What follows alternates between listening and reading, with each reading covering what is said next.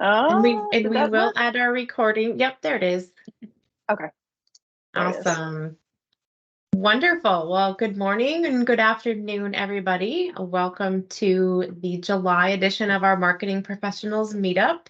Customer journey is the topic for today. But before we get started, I wanted to just quickly introduce you to Doug. If you're not familiar with Doug, Doug is not my name. I am Liz Hallen. I am the Vice President here at Dynamics User Group, otherwise known as Doug. So if you want to go to the next slide. So if you've not heard of Dynamics User Group, you can go to the next one too, that's fine. We are a community of people who are interested in Microsoft Dynamics or Power Platform products. We offer a free membership to everyone in the community, and it's meant to be an individual membership. And because one of our main goals is really to help all of you with your product education and really helping you to elevate your careers. And so we do that through things like this, through Meetup, sharing, networking, and we've been around for a while, but you've probably heard of us more and more, probably over the last 3 years, because that is when we started with having full-time staff. If you want to go to the next slide, I can talk a little bit about some of the programs that we offer. One of them would be the Meetup, which is what you are part of today. So these are local user groups that we offer. We have about 36 groups today across 8 countries. So this is one of 36. And I would encourage you to take a peek at some others because many of them are in person and might have one close to you. We are also the host of the DynamicsCon event. So we've got a DynamicsCon virtual as well as a DynamicsCon live event. If you've heard of those, that is us. And we've got online discussion forums, which are free. This is a great place for you to ask questions when we're not meeting at events and things like that. Our YouTube channel is very robust. It has almost 700 educational videos, all of the Dynamics and Power Platform products, as well as some things like recordings of webinars and meetups like this one. So you'll see the recording for this event on our YouTube channel, as well as prior events that have happened. And we also just launched a webinar program. And these are all, again, free to attend. And all of this information you could find on our website at dynamicsusergroup.com. And in addition to that, our last but not least program is our Team Up program. Our Team Up partner members do have the option of paying an annual fee, and that helps them to get some brand visibility, but also from you who are end users on the call, this is a nice place to maybe find some products and solutions in the channel that you might not have been aware of before. If you happen to be located near Dublin, Ohio, which is close to Columbus, we are going to be holding a regional meetup. This is going to be for CE as well as finance and operations, end users, functional and technical folks. Being held August 22nd and 23rd, so it'll be a full day event, free content. We'll feed you, we'll give you beverages, and would love everybody's participation if you happen to be in that area. And then our next conference, which is DynamicsCon Live, will be happening next May. It'll be May 13th through the 16th, held at the Marriott Denver Tech Center. We do have early bird pricing going on right now, but it's only good through the end of July. So you can find out more about that event at live.dynamicscon.com. And if anyone has any questions about Doug or any of our programs, I am here. I will put our website and my email address in the chat for you. Thank you, Liz. Yes, and thank you. A huge thanks to Monica and Kelly and Marie and Sarah for being lovely hosts of our Marketing Professionals Meetup. So they are the brains and the love behind everything you guys are going to see today. Yes, so Marie and I are going to be talking. I'm leading the conversation. She's going to jump in with some questions, and everyone in the audience, feel free to also ask questions, raise your hand, and we can highlight you, or you can just throw something in the chat and ask questions throughout the presentation. So I'm going to jump right in and ask the first question. You haven't even started yet. Why is defining your customer journey so important, Monica? Why does this make such a difference to companies? Tell me, and I don't want to steal your thunder, but why are we talking about this topic today? Well, it helps. Defining a customer journey is really going to help any marketer understand their customer better and have the ability to deliver the content that the customer wants at every stage of their journey with you as a brand. And so when you don't do that, you're just creating content kind of in a vacuum and creating resources in a vacuum. You don't really understand everything that the user needs or where those gaps are. And so that's what we're going to kind of go over today. Really, all the steps that you need to take in order to understand where you can fill in some gaps, where you can support other departments within your organization, especially if you're a marketer, and where other departments can actually support the marketing team, which is also important because we may seem like we are superheroes, but sometimes we need help as well. But that was a great lead in. Thank you so much, Marie. So this is a customer journey map. This is one that Influence created. It's been out there for a while. You may have seen it, you may not have. I can provide you with a link to be able to download this, but it really goes through kind of the channels that people are finding you in each different stage of the journey, what metrics you should be tracking at each stage of the journey, and where you should be showing up in order to provide content and resources for folks who are in each of these stages of the journey. And I have a huge bias about this, as you know, and I'm just gonna jump in and say I love this map, and I love how you've used this to start to identify what people are doing. Marketing's getting more and more complicated. And when I say marketing, I mean how we create demand for companies, how we qualify people.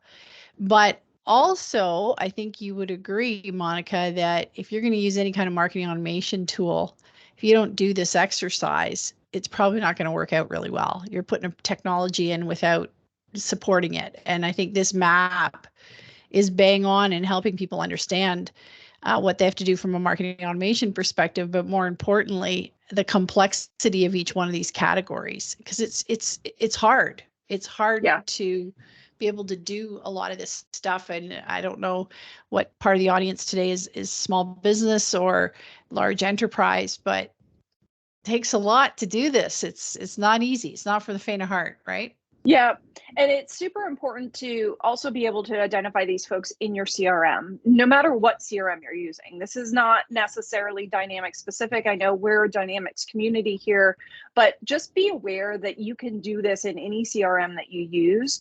Just making sure that you have a custom field or a field that identifies which stage of the journey that those folks are in. And you define that.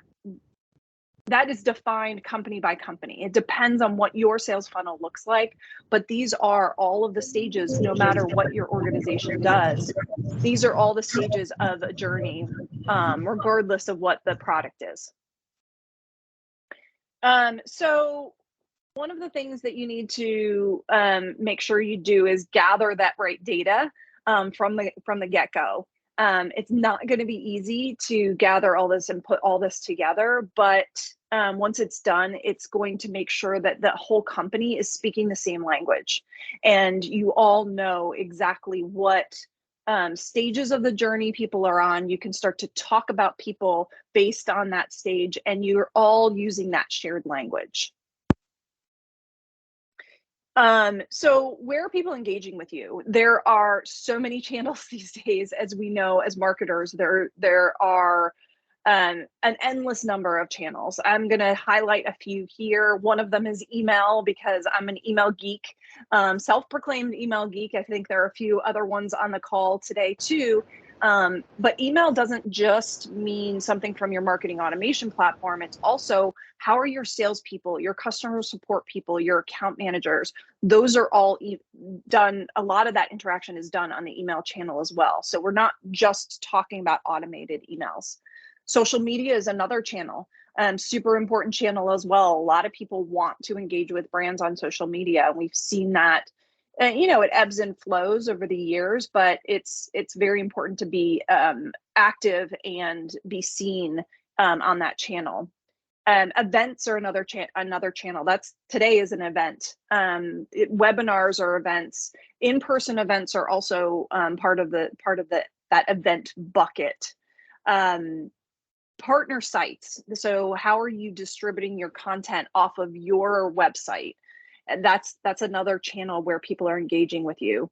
Phone calls. Believe it or not, people still do pick up the phone. And this cell phone, that's actually a phone. It's not just a text message or a social media channel. Maybe you're meeting face to face. Now that we're out of the pandemic, that's another channel where you're engaging. So where are these people coming from when they find you? Detail that out, as much of that information as possible. So when you do start to look at your data, all the possible areas where you can look and find these folks. Now, I don't want you to think that you need to be on all of these channels, but really the takeaway here is make sure you're documenting all of the channels where you are active. You don't have to be, if your customers aren't on social media, then you don't need to be there. If you're not meeting face to face, then you don't need to document that as one of your channels. So now that you know where people find you and you've defined the best lead source, so where the most people are finding you, figure out what's in Dynamics. So in most organizations, sales actually owns Dynamics, which is not unusual because Dynamics is typically implemented so that sales folks can track their success. But marketing really needs to have access to that and be part of that conversation. If they're not, then it's going to be harder for the marketing team to know what campaigns are performing or not performing. So when setting up Dynamics, or if you're a marketer and you are in Dynamics, make sure that you have that campaigns entity turned on. If it's not turned on, your CRM admin can easily turn that on for you. You also want to track lead source and drill down into specifics. So for instance, if you use webinar as email or email as the lead source, this is going to tell you that the money that you're spending on these big buckets is actually working or not working. So are you seeing people come in on email? Are you seeing people come in on webinars or events? If you don't see people coming in on those channels, then obviously it's not working. And so maybe you need to rethink your strategy. Source campaign, I'm having problems talking today.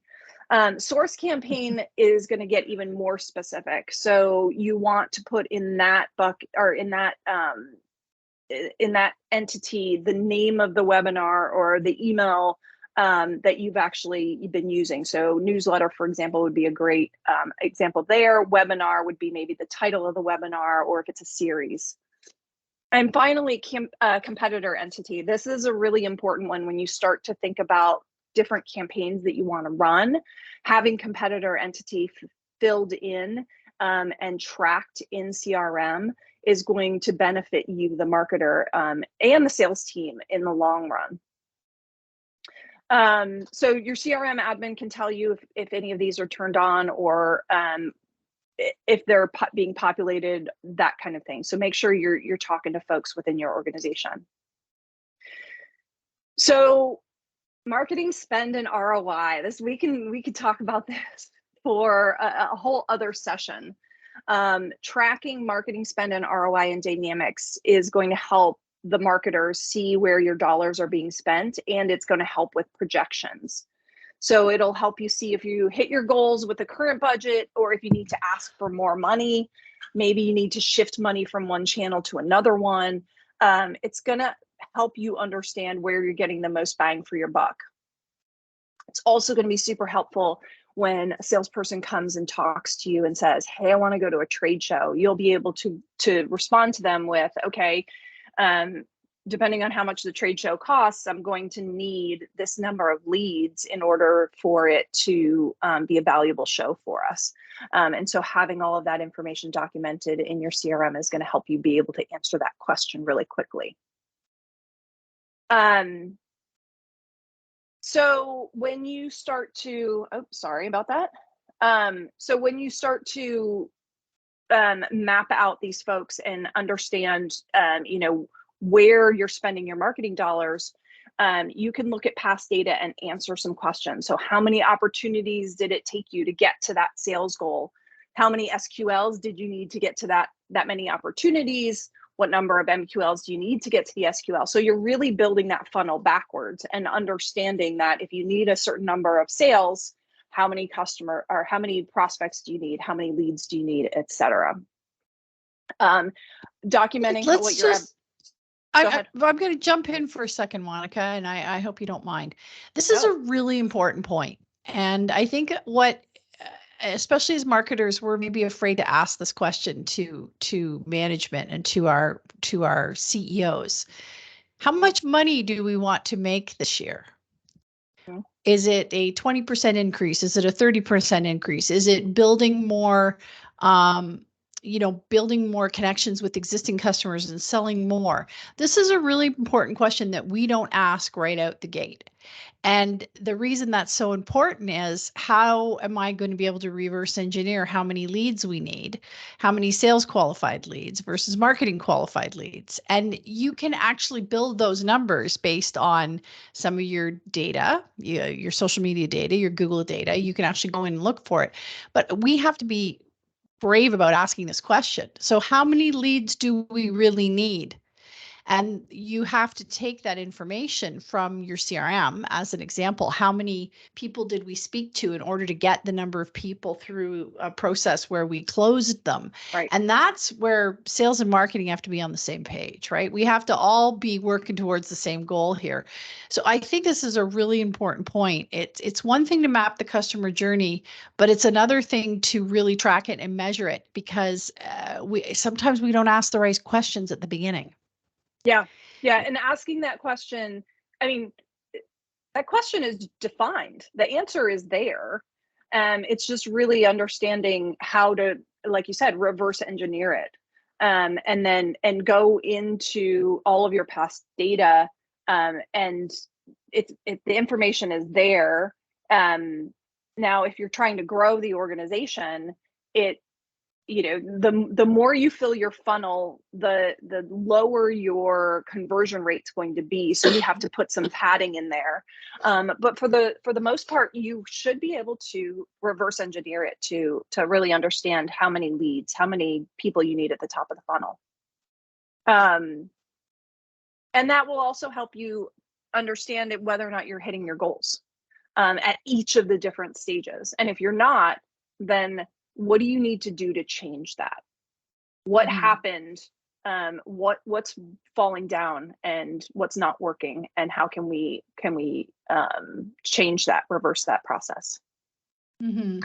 I think we've heard people say, CMOs and heads of marketing, I know 50% of my budget is working. I don't know which 50%. And so this is a great way to reverse engineer what isn't working and what's not, I think. Yep, I agree. So the other thing you need to keep in mind, it's all depends on your customer or your company goals. And Marie, you mentioned that earlier. Like, if the goal for the year is to reduce churn, then that's a different funnel. That's a different process. Yeah. But if your goal if your goal is to increase sales, then the funnel that I just showed you makes sense. So and we have a question on the board here, and it's about building a content marketing strategy. How does it relate to the customer journey? What you just identified is so important. We need to know exactly what the goal is, because it's going to be a different funnel to, as you said, reduce churn or sell more into existing accounts. And that requires very different content. Yep. Right? Yep. Very different content has to be used, because you don't want to go sending content to somebody that is about, introducing your company if they've been a customer for 5 years, as an example. That I know we don't do that, but just that's where your content strategy becomes so important. It has to be very targeted to what you're trying to accomplish there with your goals. Yep. Yeah.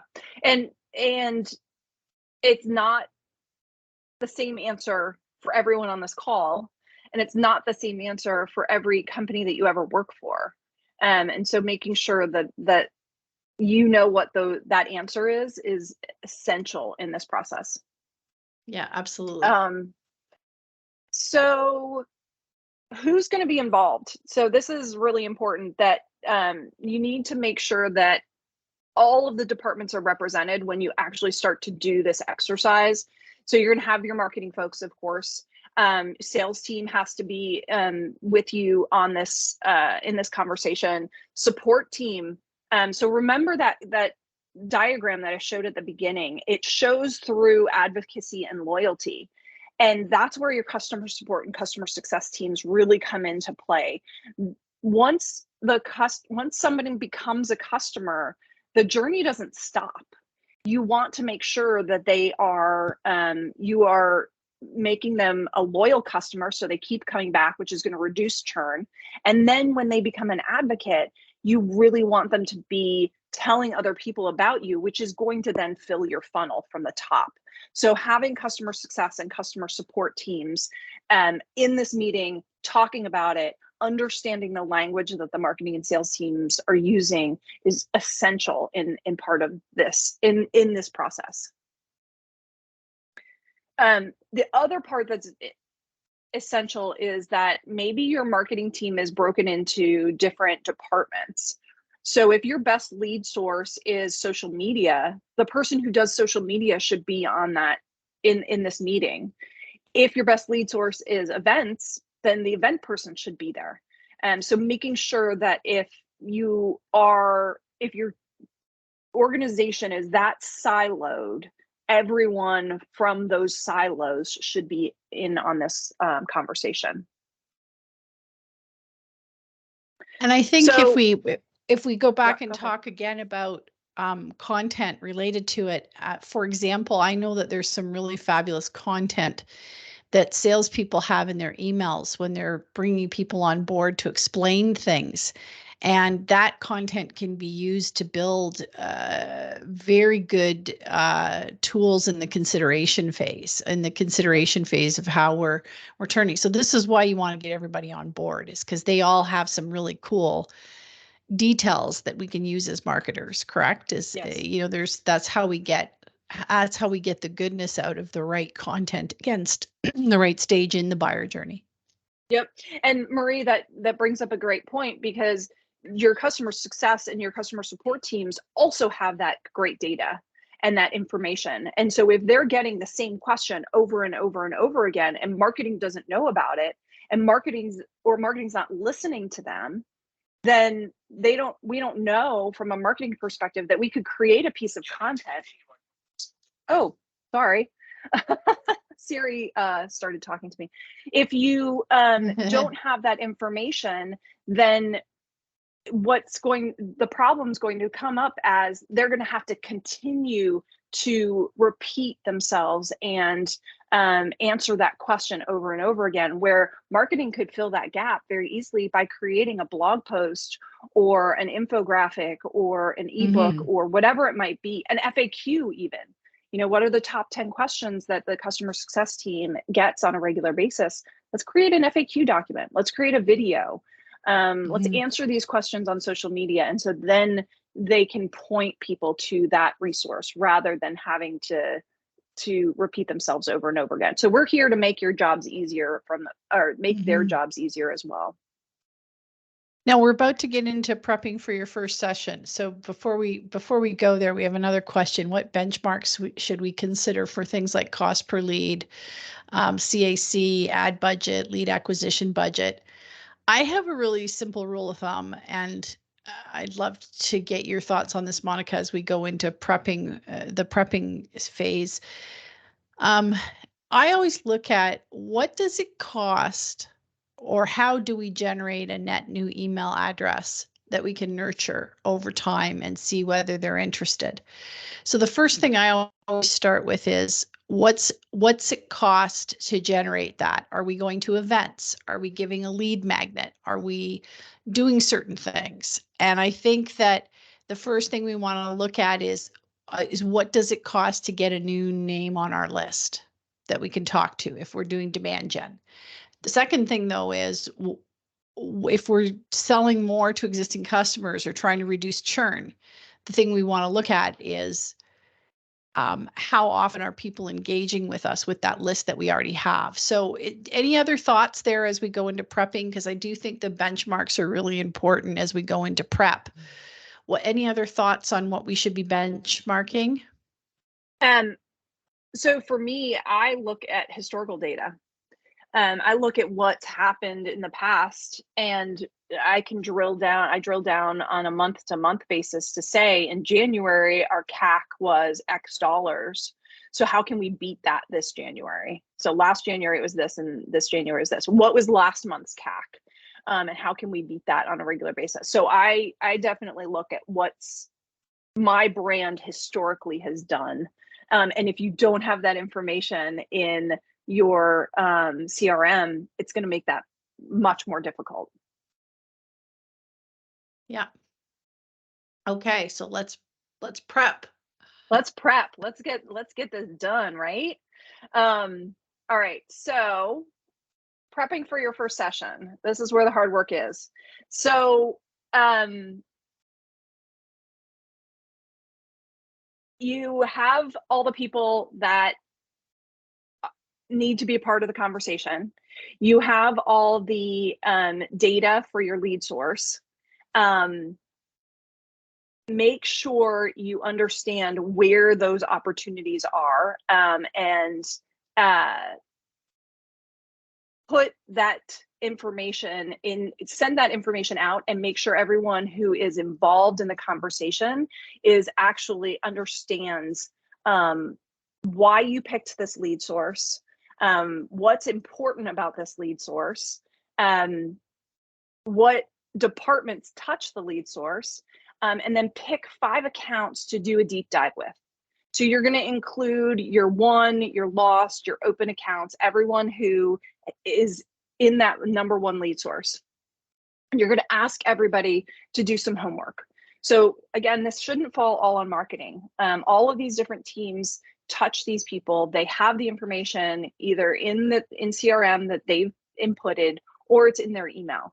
So have them bring that research on what's happening or what's happened with 5 specific leads that have that source. And what you may find out once you've started, had this conversation during the meeting, is that there's a disconnect between the messages. Maybe the brand voice changes from one department to the next. You might start to, when you're ready for the meeting, you're going to be able to identify the gaps in the message that marketing can actually help fill. Maybe you're over communicating in one of the different stages of the journey. And so how do we change that over communication at that stage? Because maybe we're under communicating at another stage. Where is sales continuing to get stuck? And how can marketing help in that process? Maybe marketing needs to create a nurture when they're, close to getting ready for a contract. Maybe a marketing nurture that is that doesn't require salespeople to call every day would help turn that person into a customer. What are other goals that marketing can support on the client side? Where are clients? Where are we dropping off the conversation once they become a client, and how can marketing help support that? What can we do to turn clients into advocates? What campaigns might we do that are going to help the customer answer the questions along the way? And how can we improve this overall experience? Because at the end of the day, that's really what's important, is making sure that the customers have a really great experience. Now, I think that one of the problems that happen is a lot of the time marketing will, get to the point where they hand something off to sales, and then they'll start the lead generation process all over again. or the lead has been converted into a customer, and marketing's like, okay, my hands are washed with that one. You guys have it. But the reality is that marketing has to really continue to market to these folks in those loyalty and advocacy stages once they become a customer, because we are a lot of the time responsible for churn and advocacy and loyalty as well. I think that's a really interesting point. Somebody's asked a question here about how your voice changes as the customer is moving between different departments. I think you would agree that once we've identified somebody as a potential customer in the awareness phase, once we put them into the consideration phase, if we start bombarding them with information or emails or whatever, they get frustrated quickly. They don't want that. They feel like now they're on your list and you're going to hit them up with a lot of high level content. That's where you have to do a lot of work. And in my opinion, that's where the hard work really is, to decide what type of content do they need in the consideration phase? What type of content do they need in the conversion phase? And how do we do that in a way that isn't going to hurt the sales process? I've had people come back and say, get me off your list. I don't want to be on your list right now because you're sending me too much stuff.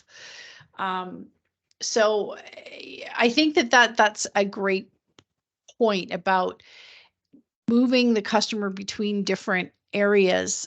How does the voice change? And I think the question that's getting asked here is, like, do you think brand guidelines are what we need to do? What do we need to do as the marketing lead and the marketing, leadership here to say how that moves between departments and how we're going to talk to the customer? I think brand guidelines are important, and I think it's nuanced. And so you want to bring your personality into the interaction. So that's part of it as well. People do business with people. They don't do business with businesses.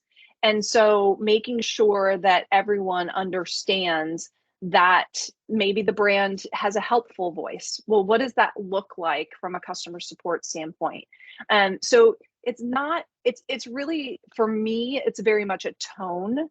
And yes, that can be accomplished in a brand document to make sure that everyone who is touching a customer understands what that looks like. It's also it's a great conversation to have during the onboarding process for those people who are going to be touching the customer. You don't respond negatively to a customer, potentially, hopefully, and you understand exactly how to phrase things so that they are still on brand, and how we refer to ourselves. So that is definitely a brand document, but I think that you don't want to also lose yourself behind a brand, because there is a personal touch that has to come with every interaction as well. So it's very nuanced. Now, there's another question here that I just want to bring up for a second. Somebody's saying that the age-old question, marketing's generated a bunch of leads. None of these leads are any good. Sales doesn't want them. And how do they change that? My experience has been the way to change that and get everybody on side is to start with your buyer personas. And I know you had that noted in the top of your chart. You start with your buyer personas to really understand, who are we looking for? Who's our best customer?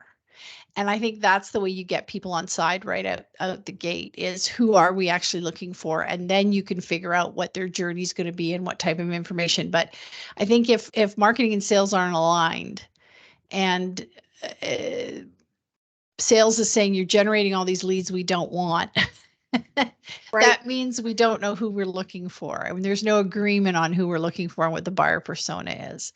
So I think, would you agree that that's where we need to start as well? Like, that's a really important thing to nail down before you get started.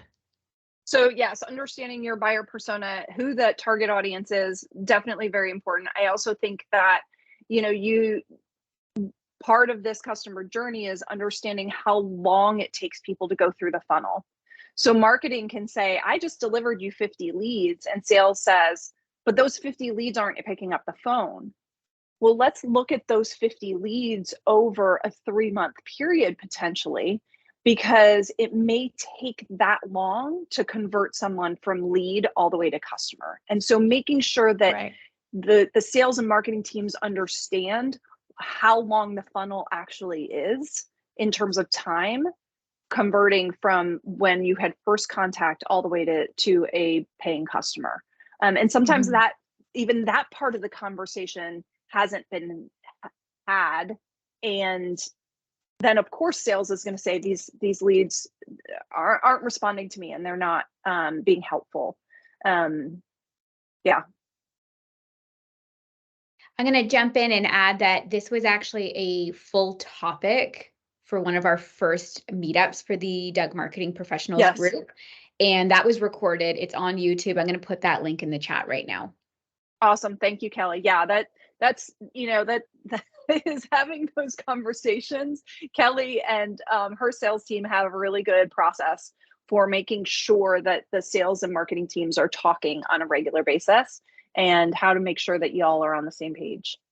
Yeah, and in that YouTube video, in that recording, I actually brought my business development manager, my sales manager. I brought her into the conversation, so we got both sides of it there.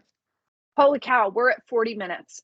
And I want to leave time for some of these questions because these questions are awesome. So I'm going to run through these last 2 slides, which is, here are some campaigns that you can do. And really what this is outlining, and I go into this in a lot more detail in some other content that I do, but basically it's saying that marketing is not the only person who's responsible for inputting the content or inputting the data into your CRM. It could be the customer that's inputting the data. It could be the sales team that's inputting the data. And you need to make sure all the fields are populated.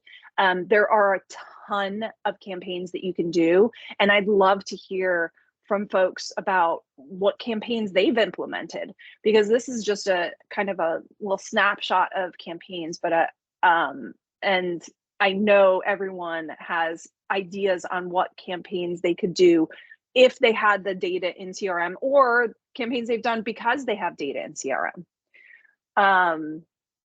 So you're going to have to market or do this for all of your different sources, and there are going to be holes in your information. And so once you've done this once, you're going to understand where those holes are, and you go back to the next lead source, and you'll be able to fill in all of those holes for all of your lead sources. So sorry I rushed through that, but I am realizing that we're bumping up on time, and I really want to hear from everyone else here about what, and I know Sarah and Kelly and Marie have all done this kind of stuff, and I want to hear from them as well. What success have you had with customer journey? What other questions do you have about customer journey? Well, there was one question in the chat that we touched on, but I want to dig into it a little bit deeper. So Monica, if you could pull up, I think it was pretty much your first slide. It was the one that showed that journey map. Yeah. And it was about deciding let's talk about like what content type for each category. And that actually is something that I've had a lot of success with. And it's something I learned from Marie, is that you need a different type of content for each stage. So let's maybe review that here. So we've got the channels there, and I think that's yes, channels are definitely part of it. And responses is really where a lot of this lives. So in the awareness stage, and this is really super small, and I apologize, it says responses are blogs, social posts, branded research, marketing emails, white papers, case studies, webinars. So in the awareness stage, that's where people are finding you, and that's where you need to be present. In the consideration phase, it's maybe brochures or sales calls, needs assessment, integration needs analysis, ROI calculators, FAQs, benefits overviews, upsell for program consistency, sales emails, creative solutions, presentation of differentiators. I think that one's a big one, is making sure that you know how you differentiate between your competitors. I think one of the things, if I can just jump in, this is going to be different for every company because it depends on who you're selling to and how they view their buyer journey with you. And that's why, again, I come back to, you see that sample persona up there. We have a very different way of looking at buyer personas with respect to priority and what their success factor is going to be. And when you think about filling in that about what somebody's priority and success factor is, you can use then that information in different ways across these buckets. But it really does come back to who you're trying to sell to. And oftentimes we tell people to start with a customer scorecard. Look at your deals from the last 18 months, decide who was a good customer, who wasn't a good customer, what do you want more of? And then you can build a model around that. So I know that got asked in the chat about how you might go about doing it, but I highly recommend doing customer scorecards, because the customer scorecard is really what's going to tell you who's the best customer, and then how do we decide what they actually need in each one of these categories. So I think you've done a great job here of showing examples, but it is going to be dependent on who that buyer is. Would you agree? Yes. Yeah. And Candace actually put a really great comment in the chat. Finding out who isn't a good customer is very important. Yes. Absolutely. Because, I used to laugh about when I would do value propositions for people, and they would say, but that's going to qualify out all these other people. And I said, do you want them as customers? No. Well, I want to cast a big net. I don't want to turn anybody down. I'm like, no, the more specific you are, the better it's not going to be about quantity. It's going to be about quality. Yeah. Like, that's what you're gunning for. You don't want a bunch of bad customers wasting sales times talking about stuff that isn't a good fit. Right. So that's so important. So important. Yes. Yeah, and I agree. There, different organizations are going to provide or need to be present in different channels and create different content. Again, it's unique. It's, I've been in email for a long time, and people always say, well, what are some benchmarks for how my email should perform? What are good open rates? What are good click rates?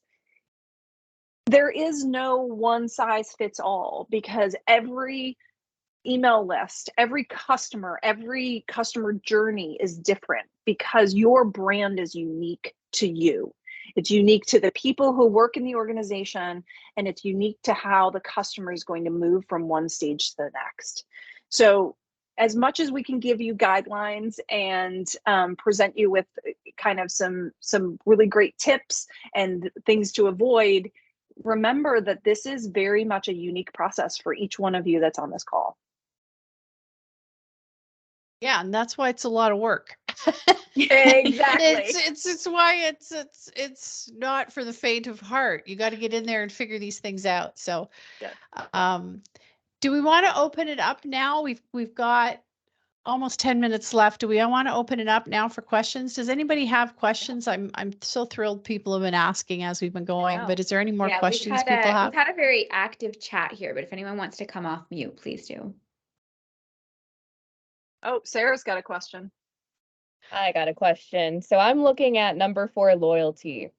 What are some tips and tricks that, you can recommend when it comes to keeping that loyalty, keeping that top of mind, especially for, I know at the end of the day, I feel like sometimes in those conversion stages, people are looking at multiple solutions, but how can you get yourself to stand out and to keep that loyalty while going against competitors at that time? That's a great question. And one of the things I would suggest is, when you think about, so this is the way I look at these stages, and Monica and Kelly, please jump in if you have a different. So we want to get out to the right audience to make them aware that we exist and we're a solution to their problem. As we bring them back to a web presence property, we want to see if they're going to consider us. And so there's going to be things that they're going to be doing on our website or interacting with us as they go through consideration. When we talk about convert, this is really, in my mind, and again, it comes back to sales and marketing alignment. What is your definition of conversion? And does that mean that it's a marketing qualified lead that's been turned into a sales qualified lead? And then they might buy one thing from you, but they don't necessarily buy a lot of stuff from you. And that's where you're trying to, in the loyalty phase, you're trying to move them into how can we not just keep them as a customer, move them up the food chain, and then turn them into an advocate. In the loyalty phase, then what I've often looked at is we ignore those people who have been loyal customers, and we don't talk to them in a regular way of something that matters to them. So in the loyalty phase, I always like to say, what matters to that person around how they're using your product or service? What matters to them? What makes them successful? And how can we talk to them so that they keep being successful, because that will move them from loyalty to advocacy. So that's where you have to do a little bit of work to figure out, how do we help this person understand their success by using our product or service? And that's where I think we oftentimes, not just the marketing team, I think across organizations, forget how important that is. And we work with a lot of Microsoft partners and ISVs who say, well, most of our leads right now are coming from referrals. Well, how did you get the referrals if you weren't, actively working people in that loyalty phase? So I think that is a really important thing that you have to work on. Yeah, Marie, and I'm going to add to that a little bit deeper on how marketing in specific, in your marketing role, how you can help with that loyalty. For me, we're a tech provider, and once that deal closes, they get handed over to the delivery team. The delivery team kind of owns that customer relationship as they're working through that project and that implementation. And where marketing can assist them is our delivery team. As brilliant as they are, they might not be the best writers. They might need some email templates. They may need some help with communication on how we're kind of touching base at certain points throughout that project, during the project and after the project. So I think that's a really great way that you can kind of break down those silos in your company and have marketing work with other departments as well to work on that loyalty. I think Candace raised her hand. I don't know, Candace, do you want to ask a question? Sure. Thanks, Marie. You guys are great. I'm loving this as a longtime marketer and marketing consultant. The suggestions you're making are really on point.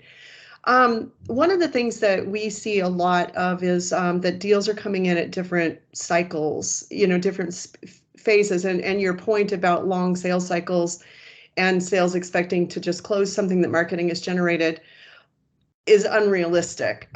So some of the challenges that I'm seeing with the clients that we work with is that they don't really have a strong nurturing program for leads that are just not sales ready, and they might not be sales ready for a year or two. Are there things that you recommend? Are there examples that you've seen that have worked particularly well in this area, or things that you would suggest that people be thinking about for those long sales cycles? That's a great point, and I was going to actually raise that. So thanks, Candace, for bringing that up. What I find, and I find frustrating when I work with sales teams, is the salesperson and the sales team want something that's ready right now. Yeah. And I always say there's only 3 reactions to a value proposition. I love it and I want it right now. I like it, but I'm not ready yet. I hate it. I'd never buy from you. At any point, you're moving people through those 3 things, right? That's sort of how marketing needs to look at it. And the first one, I love it and I want to buy right now, is less than 1%. We know that those numbers hold true. It's a low number. So what we've looked at with clients, and I don't know if this helps, is we often pick a topic that is really, and we do this through our keyword research. We pick a topic that might be an up and coming topic that we know in their particular line of business is going to matter. And then we might build a guide or something that has some substance to it, push it out there to these people on our list who haven't really been quote unquote activated yet. And then we push it out with a series of follow-up emails talking about the topic and how it applies to their business. And that seems to be a good way of nurturing through, and you can do that on a 3-month cycle. That seems to be a good way of nurturing through to see, are they staying engaged? Are they interested in this kind of thing? Are they interested in the problems we can help solve? And you'll see that it doesn't mean that you're going to close sales faster by doing this, because buyers are ready when I always used to say, nobody buys anything unless something's on fire. There's going to be a fire in the back room, and then somebody's going to say, I think I need a fire extinguisher. But that's where you can't push them into sales, but you can continue to keep in touch in a relevant way. Right. And I think that's what's really important, a relevant way. Yeah, and Candace, I think that that the number one tool that you can use for that is marketing automation. Make it automated so that your sales team doesn't have to pick up the phone every single day and annoy them, doesn't have to send an email every single day. And when you define the customer journey, you're going to start to understand what is that persona's pain point that needs to be addressed. So when you then say, okay, it's this persona that sales is having a difficult time actually closing, this is the content that we know performs really well, to Marie's point, we know performs really well with this persona. So let's get them into that nurture campaign. And when you do that, you're staying in touch, you're staying top of mind, your brand is there when they want it or when they're ready to buy it. Well, there's a really good question here. Somebody's posted, I'm a CRM campaign manager. I work mostly on technical side of marketing. How can I contribute more into marketing strategy discussions? And I'm confused on the career path since it's technical marketing role. Okay, so I'm going to come right out and tell you that is the most important role right now, in my opinion, in an organization.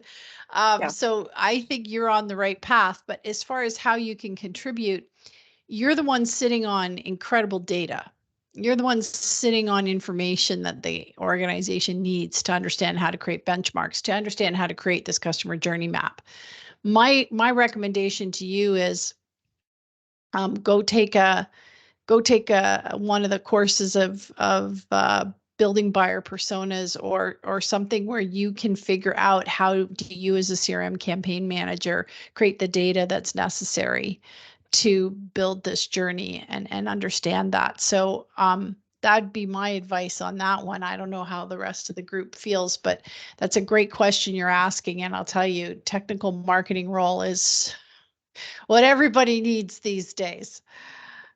Yeah, and I think that a lot of people don't realize how much math is required in marketing. And if you have that technical mind, then you probably can understand the data really well.